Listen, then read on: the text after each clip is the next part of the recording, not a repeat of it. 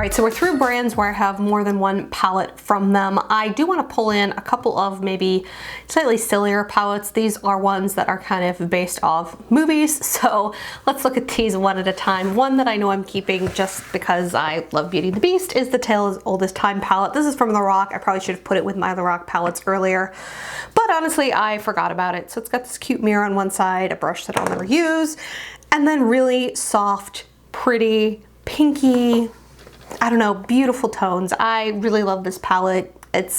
I don't use it a ton. I probably should pull it in. It is a little chunky because it is meant to look like a book, but I really like the tones in here, and I've made some really beautiful looks.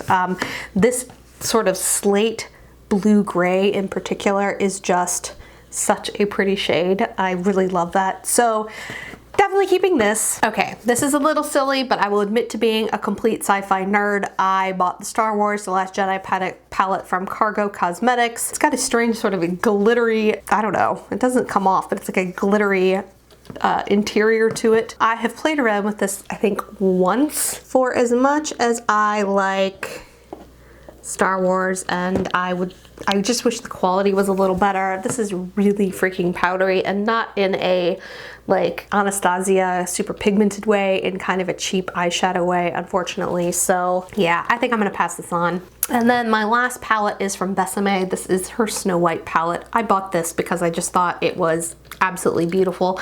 Besame's aesthetic, I think, is stunning, and I love that they pulled colors from the movie into here. I will admit, I look at this palette and I have moments of like, what do I do with these shades? They're pretty, but what do I do with these shades to make a full look? Oh no, and it's broken. I'm going to have to super glue that in the corner. Oh, that makes me sad. My stepdaughter has already told me that if I declutter this, she wants it. I also feel like I would give this to her and I would struggle to tell her what to do with this. This is where I feel like my lack of makeup artistry skills kind of causes me a little bit of angst. So there are the swatches there. It's very soft. For as pretty as this is, I think I'm gonna repair this corner, and then I'm going to give this to my stepdaughter. I think she will be ecstatic to have this. And even if she doesn't wear it on a day-to-day basis, I think she will just enjoy having it. So I'm gonna give this to her. So I have one Smashbox Cover Shop palette. This is in the shade Punked. This is their Cool Tone palette. This is an updated formula. I hauled this earlier this year. I love this. In fact, let me zoom in a little bit here so you can see this more close up. This is a perfect cool tone palette in my opinion. You've got a little bit of purple in here, you've got some taupes, you can got a black, you've got a cream. It's just beautiful quality, unbelievable colors. Like, I think this is probably one of my favorite cool tone palettes on the market right now, and I absolutely love every single shade in here. Like, there's not a dud shade in this palette. And I like how compact it is. So good mix of mattes and shimmers, beautiful formulation on this new Cover Shop palette. So keeping this. This is from the brand Stellar. This is their magnetic eyeshadow palette in Lunar. So this is their more cool tone palette. I remember thinking this had a very interesting formula to it. It's a thinner formula, but it goes on the eyes so glossy and beautifully with a brush. Like, this is a formula that was meant for a brush, which I absolutely love. You've got a couple of matte shades in here. So you've got that brown, that blue, and a black. So those are your only matte shades. The rest of these are all satin, and they're beautiful satin shades. And I kind of liked some of the blue looks that I got in here. I remember that. I remember thinking the blues were really pretty. I never quite could wrap my brain around why this sort of light yellowy shade was in here. Oh, that's a matte as well. Okay, so you've got a yellowy matte, which to me just didn't make a lot of sense as a matte shade. I don't know, it looked strange all over the lid. I don't know. And then you've got this very glittery sort of silver top coat. It absolutely is one that is meant to be used over top of things, and then it gives you that really sort of adult glitter the way you get in some of the crystal chroma top coats from Natasha Denona. This is a maybe for me. Maybe leaning towards no, just because I don't know how often I'm gonna reach for this. This is from Fiona Stiles. This is her Artist Eyeshadow palette. This is one of the last palettes she launched at Ulta, unfortunately, before her line was discontinued. It's got really pretty cool tones, but it's also got some like warmer, sort of yellowy and rusty matte shades in here as well. So I really liked the tones that came from this. Those four main matte are the four main mattes. You have a white matte and you have a dark plum, but those mid-tone shades were all very deep, so I had to kind of mix this white with these to kind of get a transition shade. I did think that the shimmers were very pretty and they worked well on the eyes. I liked some of the more cool toned looks I got with this, and it's got a really pretty charcoal gray as well. Definitely a more muted mid-toned palette. I'll put this in the maybe pile as well. This is from Laura. This is her Delectables Smoky Naturals palette. I think I picked this up at Haute Look. I thought it kind of looked like a cool smoky palette because it had some more warm browns and then some more cool browns.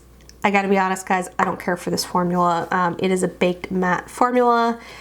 It's a little thin, it's a little hard to work with. I don't feel like they build up well. I don't know if it's just this particular palette, but everything was very sheer to me. And even when I tried to wet my brush, because in theory, that's one of the things you can do when you have a baked shadow like this, you can wet your brush and really get intensity. I never felt like it got intense, so I don't know. This one was kind of a fail for me, so I'm gonna pass this on. This is from Jouer. This is their Skinny Dip palette. All shimmer shades, but absolutely beautiful shimmer shades, really foiled. This got a lot of hype when it was released, and for good reason. I feel like most of the shades in here are very pigmented. I struggle a little bit with Bikini. I feel like it's got some hard pan or something on it, like it's just not building up the way that those other shades are. I don't know. Some of the undertones in here are reminding me a lot of the Natasha Denona palette that I kept, the little 5-pan palette, so I feel like I'm gonna pass this on. A recent purchase from me, this is the Dominique Cosmetics Latte palette. I recently hauled and reviewed this. I love this palette. It's absolutely stunning. I love the colors. I'm gonna insert some of the swatches I've already done of this palette so you can really see them up close and personal. Stunning, stunning shadows. The mattes are absolutely gorgeous, true to color, which is another thing that sometimes gets lost with mattes is deeper shades or plums or blues can often look different on your eye than they do in the pan. These are absolutely true to color in the pan. This shade in particular, Espresso, I mentioned this in the review, this feels like a Pat McGrath shadow, so this feels every bit as much as what's in the Mothership palette as these. I've never felt another shadow outside the Mothership palette that feels like this.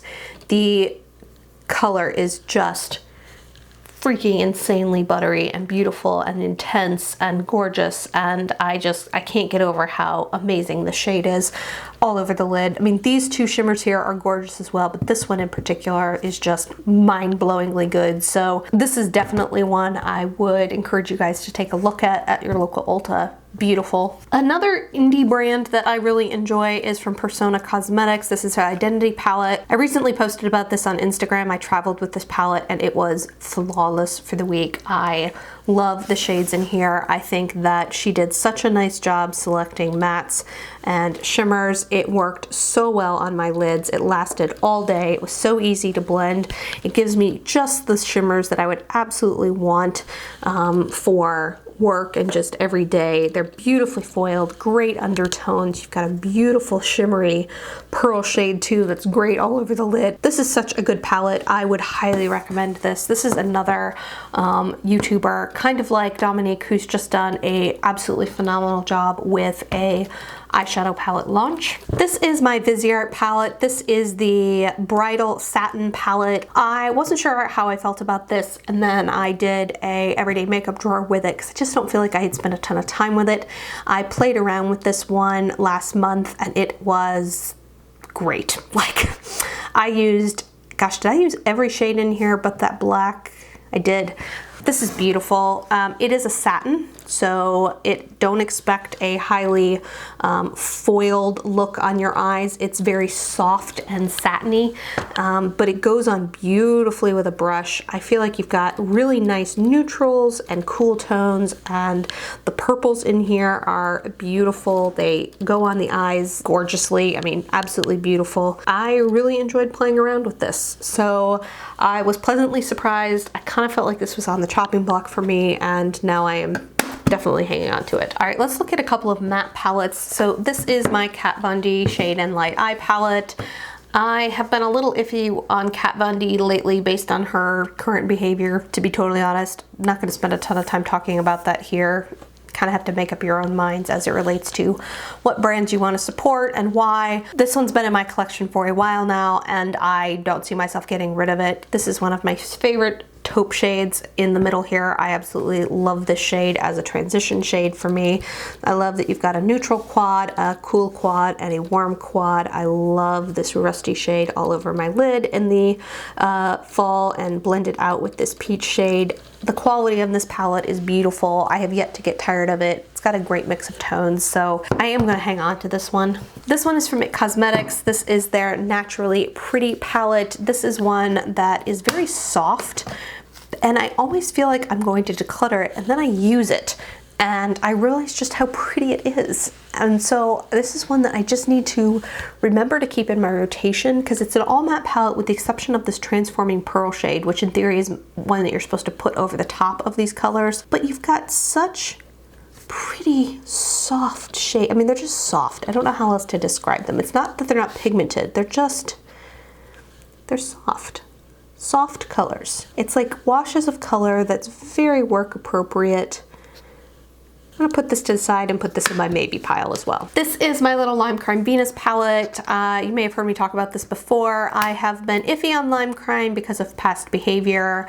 The owner that is kind of caused all that drama is no longer involved. She has sold off her company, and from what I've read online is not involved in the day-to-day running of the company anymore.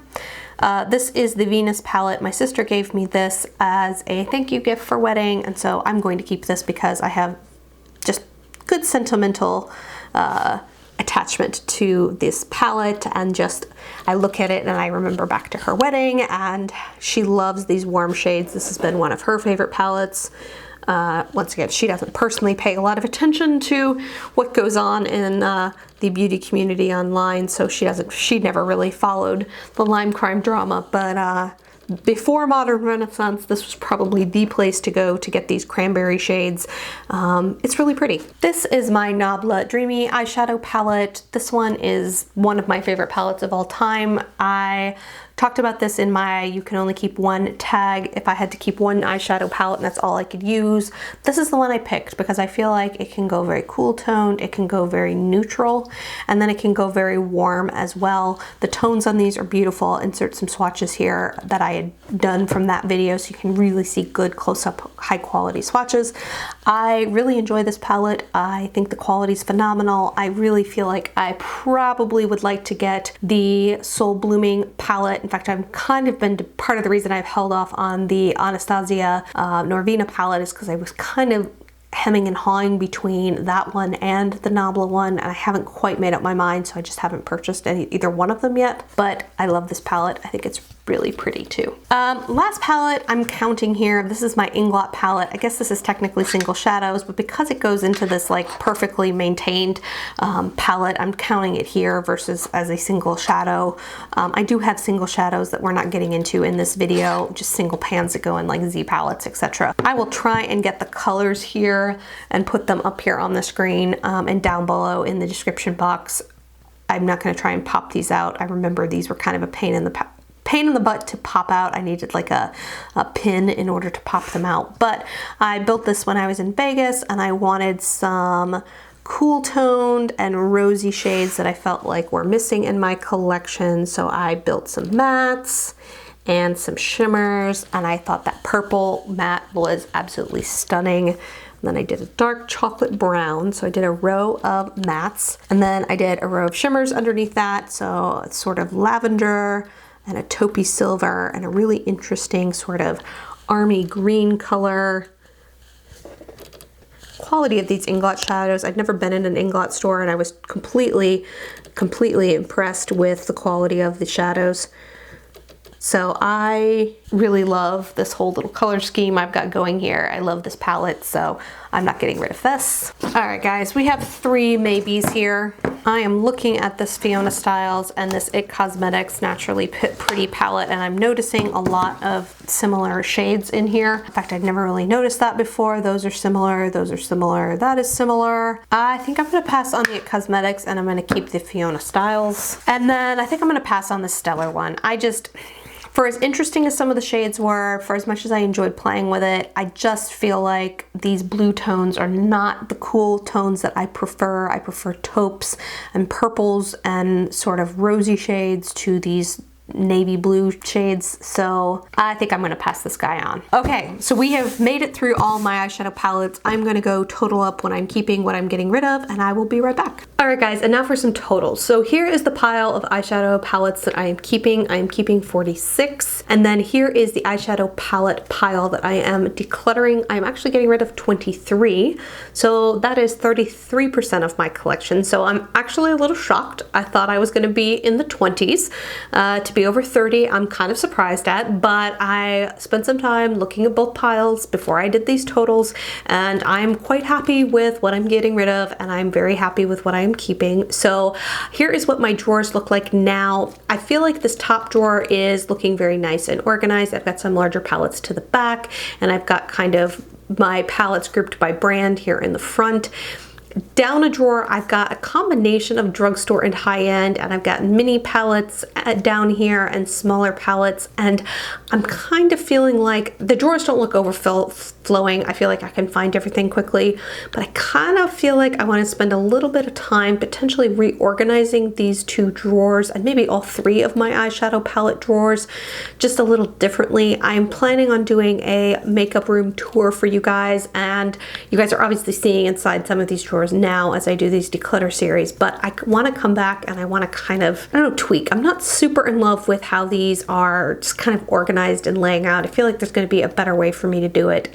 Not sure. I'm gonna spend some time maybe tomorrow organizing and trying to figure that out. That is the end of my giant high-end palette declutter series. I hope you guys have enjoyed this. Let me know down in the comments below what's an eyeshadow palette you've decluttered and why. I would love to know. And then I would love to know what your favorite eyeshadow palette is.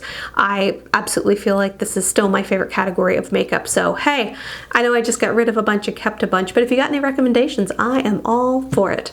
I hope you guys are having an amazing day. Talk to you soon. Bye.